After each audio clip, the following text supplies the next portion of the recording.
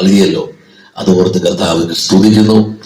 ആമേൻ, സ്തോത്രം. യെശയ്യാപ്രവാചകന്റെ പുസ്തകം 52 അധ്യായം അതിന്റെ 1 വാക്യം. യെശയ്യാപ്രവാചകന്റെ പുസ്തകം 52 അതിന്റെ 1. അവിടെ പറയും, സിയോനെ ഉണരുക, ഉണരുക, നിന്റെ ബലം ധരിച്ചു കൊള്ളുക. വിശുദ്ധ നഗരമായ യെരൂശലേമേ, നിന്റെ അലങ്കാര വസ്ത്രം ധരിച്ചു കൊള്ളുക. ഇനി മേൽ അഗ്രചർമ്മിയും ആമേൻ അശുദ്ധനും നിന്നെ ആമേൻ നിങ്കലേക്ക് വരികയില്ല. Price the Lord. എന്തുകൊണ്ട് ആ പ്രവാചകനായിരിക്കുന്ന യെശയ്യാപ്രവാചകൻ 1 വാക്യത്തിൽ തന്നെ പറയുന്നൊരു ദൂത് നോക്കിയേ. അവിടെ ക്രിസ്തു തന്റെ ആമേൻ, സ്തോത്രം, പ്രൈസ് ദി ലോർഡ്, സൗജന്യമായുള്ള വീണ്ടെടുപ്പിനെ ആമേൻ വിശ്വസിപ്പാനും, പ്രൈസ് ദി ലോർഡ്, ഇതൊരു വീണ്ടെടുപ്പാണ്. ആരെ വീണ്ടെടുക്കുന്നു? ഇസ്രായേലിന്റെ വീണ്ടെടുപ്പിനായി ഉണരുക. Praise the Lord. ദൈവജനം ഈ നാളുകളിൽ ഉണർന്ന് ശോഭിക്കേണ്ടത് ആവശ്യമാണ്. ദൈവം എന്താ നമ്മളെ കുറിച്ച് ആഗ്രഹിക്കുന്നത്? എന്നും ഇങ്ങനെ ഇരിക്കുവാൻ വേണ്ടിയാണോ? എന്നും ചപ്പാണികളെ പോലെ ഇരുന്ന് മുമ്പിലോട്ട് പോകാൻ വേണ്ടിയാണോ ദൈവം നമ്മെ വിളിച്ചിരിക്കുന്നത്? അല്ല. ദൈവത്തിന് നമ്മെ കുറിച്ചൊരു പ്ലാൻ ഉണ്ട്. ദൈവ പൈതലെ, പ്രൈസ് ദി ലോർഡ്. ദൈവത്തിന് നമ്മെ കുറിച്ചൊരു പദ്ധതിയുണ്ട്. അത് ഈ ദിവസങ്ങളിൽ നമ്മുടെ ജീവിതത്തിൽ അത് സംഭവിക്കണം. അതാണ് ഇവിടെ വായിച്ചത്.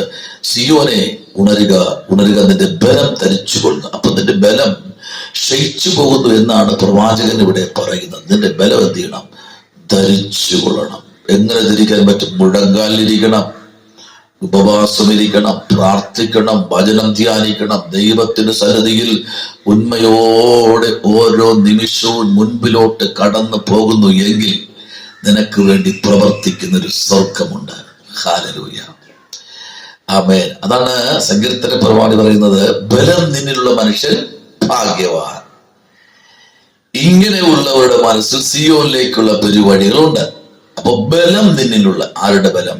ഈ ഭൂമിയിലെ ആഹാരത്തിന്റെ ബലമല്ല, ഈ ഭൂമിയിലെ വ്യക്തികളുടെ വാക്കിന്റെ ബലമല്ല. ഞാൻ നിന്റെ കൂടെ ഉണ്ടാകും, ഞാൻ നിന്റെ കൂടെ എല്ലാ നിമിഷവും ഉണ്ടാകും എന്ന് പറയുന്ന വ്യക്തികളുടെ ബലമല്ല നമുക്ക് വേണ്ടത്. പിന്നെയോ ഉയർത്തപ്പെട്ട കർത്താവിന്റെ ബലമാണ് നമ്മളുടെ മേൽ കത്തിച്ചൊലിക്കേണ്ടത്. ആമേൻ. അതാണ് ഇന്ന് പകൽക്കാലം ഇവിടെ പ്രവാചകനിൽ കൂടെ നമ്മൾ വായിച്ച് കേട്ടത്. സ്തോത്രം, പ്രൈസ് ദി ലോർഡ്. യെശയ്യാവിന്റെ പുസ്തകം 51:17 നമ്മൾ പഠിക്കുമ്പോൾ അവിടെയും ഒരു വലിയ ദൈവപ്രവൃത്തി നമുക്ക് കാണാൻ കഴിയുന്നു. അവിടെ ഇങ്ങനെ വായിക്കുന്നു, യഹോവയുടെ കയ്യിൽ നിന്ന് അവന്റെ ക്രോധത്തിന്റെ പാനപാത്രം കുടിച്ചിട്ടുള്ള യെരൂശലേമേ, ഉണരുക, ഉണരുക, എഴുന്നേറ്റ് നിൽക്ക, നീ ആമേ, സ്തോത്രം, പരിഭ്രമത്തിന്റെ പാനപാത്രം. Price the Lord. നോക്കിക്കേ, ആ പരിഭ്രമത്തിന്റെ, ഇന്ന് പലരും അങ്ങനെയാ, മുമ്പിലോട്ട് പോകാൻ കഴിയാതെ ചിലത് കുടിച്ച്, ചിലത് ദൈവസന്നിധിയിൽ സന്നിധി ബോധമില്ലാതെ സഞ്ചരിക്കുന്നവരുണ്ട്. എന്തൊക്കെയോ ചിന്തകൾ ഭരിച്ച്, എന്തൊക്കെയോ ചിന്തകളിൽ അടിച്ചായിരിക്കുന്ന ദൈവമേ, ഇന്ന് പകൽ നീ ദൈവത്തിന്റെ സന്നിധിയിൽ എത്രത്തോളം മുഴങ്കാൽ മടക്കുമോ അത്രത്തോളം നിനക്ക് വേണ്ടി പ്രവർത്തിക്കുന്ന ഒരു ദൈവം ഇന്ന് പകൽക്കാലം ഉണ്ടെന്ന് പറഞ്ഞാൽ സ്തോത്രം ചെയ്യാൻ പറ്റുമോ? ആമേൻ. സ്തോത്രം ചെയ്യാൻ പറ്റുമോ? ഇന്ന് പകലിൽ നിനക്ക് വേണ്ടി ആ ദൈവം ഇന്ന് പകലിൽ സംസാരിക്കുന്നത്. നിനക്ക് വേണ്ടിയാ. നീ ഉണരണം, ദൈവസന്നിധിയിൽ ഉണർവ് ധരിക്കണം. നിന്നെ ആരാ അടിച്ചമർത്തിയത്? ഏതാ പ്രതികൂലം? ദൈവം ഇന്നത്തെ നിന്റെ വിഷൻ അല്ല, നിന്റെ ഇന്നത്തെ ജീവിതശൈലി അല്ല പിശാച് നോക്കി നിന്നോട് വാദിക്കുന്നത്.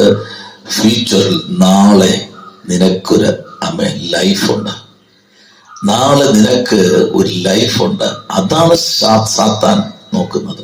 അല്ലാതെ ഇന്നത്തെ നിന്റെ കാര്യാദികളെ കൊണ്ട് അവൻ വൈൻഡപ്പ് ചെയ്യാൻ ആഗ്രഹിക്കുന്നതല്ല. നാളെ നിനക്കൊരു വിഷനുണ്ട്, നാളെ നിനക്കൊരു പദ്ധതി ഉണ്ട്, അതിലേക്ക് മാത്രമാണ്. എന്തിനാ നാളത്തെ കുറിച്ച് സാത്താൻ എന്നേ പോരാടുന്നത്? നീ കെട്ടി ഉയർത്തി സ്റ്റെപ്പായി കെട്ടി ഉയർത്തി വരുന്ന പ്രാർത്ഥനാ ജീവിതം, ആത്മീയ കൂട്ടായ്മകൾ, അനുഗ്രഹിക്കപ്പെട്ട കൂട്ടായ്മയോടുള്ള ബന്ധം, ഇതെല്ലാം ഒന്ന് ബന്ധങ്ങൾ തകർത്ത് കഴിഞ്ഞാൽ സാത്താൻ നിന്നെ കീഴ്പ്പെടുത്തുവാൻ വളരെ ഈസിയാണ്. അതല്ലേ വചനം ഇങ്ങനെ വായിക്കുന്നത്, ബലവാനെ പിടിച്ചു കെട്ടിയിട്ടല്ലാതെ അവന്റെ കോപ്പ് കവരുവാൻ കഴിയത്തില്ല. അപ്പൊ എന്ത് ചെയ്യണം? ആദ്യം പ്രാർത്ഥന എന്ന ബലവാനെ പിടിച്ചു കെട്ടണം. നിന്റെ വചനധ്യാനം എന്ന ബലവാനെ പിടിച്ചു കെട്ടണം. നീയും ദൈവമായിട്ടൊരു ബന്ധമുണ്ട്, അതിനെ തകർക്കണം. നീയും അഭിഷക്ത കൂട്ടായ്മയായിട്ട് വലിയൊരു ബന്ധമുണ്ട്, അതിനെ തകർത്ത് കളയണം. ഇതാണ് സാത്താന്റെ പദ്ധതി. ഇത് കണ്ടുപിടിച്ചു കഴിഞ്ഞാൽ, ഇതിലേക്ക് ദൈവകരങ്ങളിലേക്കൊന്ന് ഏൽപ്പിച്ചു കൊടുത്തു കഴിഞ്ഞാൽ നിനക്ക് ഉണരാൻ കഴിയും. ഹല്ലേലൂയ. ഒരു ചിന്തകളെ മാറ്റുന്ന, ആമേൻ, നീയും ദൈവമായിട്ടുള്ള ചിന്തകളെ മാറ്റുന്ന, നീയും ദൈവമായിട്ടുള്ള പദ്ധതികളെ തകർക്കുന്ന, നീയും ദൈവമായിട്ടുള്ള ഉടമ്പടികളെ തെറ്റിക്കുന്ന, ഇതാണ് സാത്താന്യ പ്രവർത്തികൾ. ഇതിനകത്തുനിന്ന് നീ എന്ത് ചെയ്യണം? ഉണർന്ന് ശോഭിക്കണം. ഹല്ലേലൂയ. അതാണ് വചനം പറഞ്ഞ്, എഴുന്നേറ്റ് പ്രകാശിക്കുക, എന്റെ പ്രകാശം നിന്റെ മേൽ ഉദിച്ചിരിക്കുന്നു.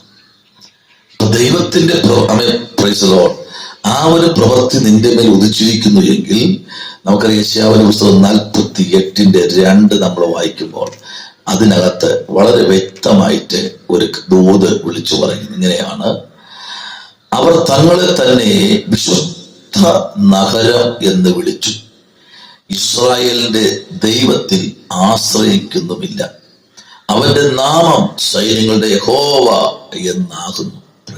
നോക്കിക്കേ, ദൈവത്തെ വിശ്വസിക്കാതെ, ദൈവത്തെ പ്രത്യാശിക്കാതെ മുൻപിലോട്ട് പോകുന്ന ഒരു തലമുറ.